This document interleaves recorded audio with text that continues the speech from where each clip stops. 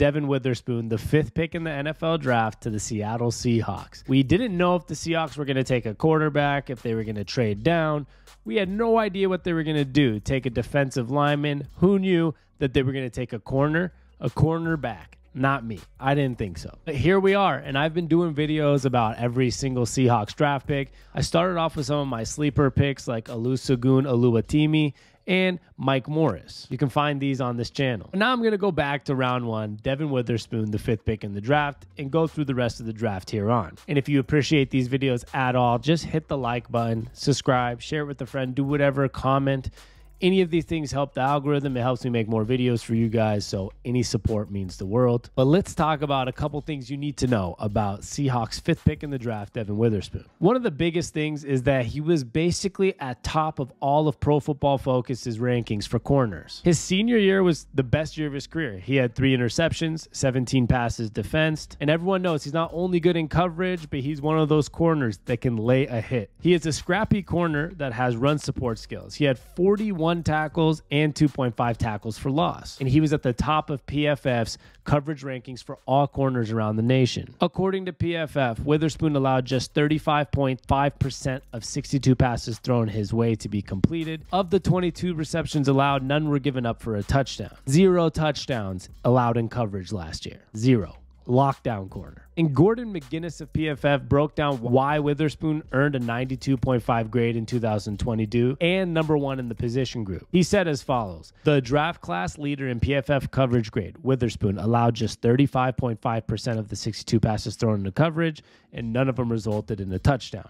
His 3 interceptions were tied for 10th most in his class, while his 14 pass breakups led draft-eligible players at the position. And he did get the recognition for this. He ended up becoming the 2022 Big Ten Defensive Back of the Year. He was the first Fighting Illini to earn the consensus All-American honors in 11 seasons, as well as earning first-team Big Ten honors. He took home the Tatum Woodson Defensive Back of the Year award, which is the Big Ten's highest honor for any secondary player. And then another part that everyone loves about him is his competitive nature and being a late bloomer. Being called a late bloomer is just a fact here. He didn't start playing football until his junior year of high school. So it takes a lot to go from starting in junior year of high school to becoming somebody that plays at a Division I level to become the 5th pick in the NFL draft. Even though he was the area's best player by senior year, because he started playing so late, he didn't even receive any star ratings from recruiting services. So he was a 0-star recruit coming out of high school.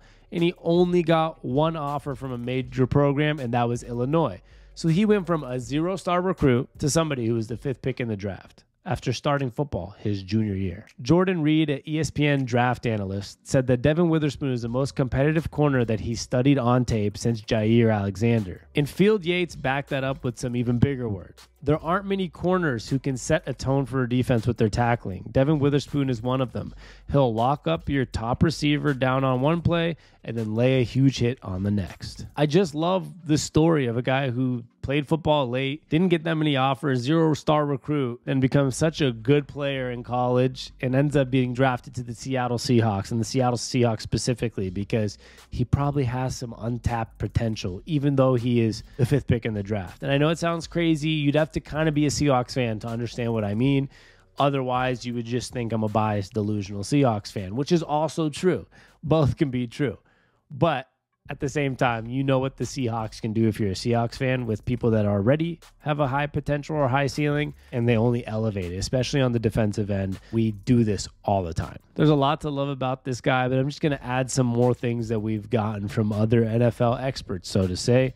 Witherspoon, who's listed at 5 feet, 11.5 inches. He's 181 pounds with a 31.25-inch arms. Written by Daniel Jeremiah of NFL Network. He said Witherspoon is a lean, rangy corner with outstanding quickness, instincts, and ball skills. He is at his best in off coverage, where he is quick to read and drive on the ball. He is a very twitchy athlete and has the utmost trust in his eyes. He is extremely fluid to open up and mirror downfield, possessing enough speed to carry vertical routes. He says himself, "I'm energetic, physical, a dog on the field, and very confident in what I do. I love to show my emotion out there. And here's a comparison that I liked, even though it's a different position. The Ringer's Danny Kelly offered an intriguing comparison, and that was former Seahawks safety Cam Chancellor. He wrote, "Shades of Jair Alexander physically and Cam Chancellor spiritually. Witherspoon has a slim, wiry build that plays with a relentless, hair-on-fire demeanor. He is a tenacious tone center at cornerback who locks down his opponents in man-to-man coverage and hits like a ton of bricks." These are words for a Seahawks fan that just make you excited. I couldn't be more hyped to watch this guy. And it's not just watching this guy that makes me excited. I will add this. We're matching him with one of the top 5 or 10 corners in the NFL and Tariq Woolen on the other side. And that's a guy who was just a rookie last year. We had... I know a lot of people could say Sauce Gardner too. I'm not going to discredit Sauce Gardner, but we had either the best or the second best corner for young corners in the NFL last year. We're getting back Trey Brown at the corner position. You obviously have Kobe Bryant, Michael Jackson. You have in safeties, Jarek Reed, who we just drafted. You have Jamal Adams, Julian Love, Quandre Diggs. There is so much versatility in this backfield, the defensive backs. It is absolutely insane. And I think we're going to see something very unique. Tariq Woolen and obviously Witherspoon are going to be like our 1-2 corners. We obviously have the safeties. But I feel like there's going to be some interesting scheme that we're not used to, something different. Because Jamal Adams is not just going to be back there playing full-time safety, I believe. I don't think they're going to put Julian Love on the bench. I don't know if we're going to go 3 safeties into... I can't give you an answer. Jamal Adams might be in some weird blitz coverages. We're going to have a third corner in some weird spots. I think they're going to do something tricky and do something extremely unique that the NFL is not completely prepared for because we have too much talent on the defensive side of the ball. And I know that's crazy to say because our defensive line's not perfect yet. Our linebacking group's not perfect yet either, despite getting Bobby Wagner back. Jordan Brooks is out for some of the foreseeable beginning of the year. But it's not perfect. But there's so much talent and the defensive backside that I'm just so excited to see what's to come from this. There are so many exciting things. I'm going to say a lot about the offense too in my next video because next video is pick 20 or 21, Jackson Smith and Jigba. And that's even another extremely exciting thing that I have on my plate because I want to break down this guy.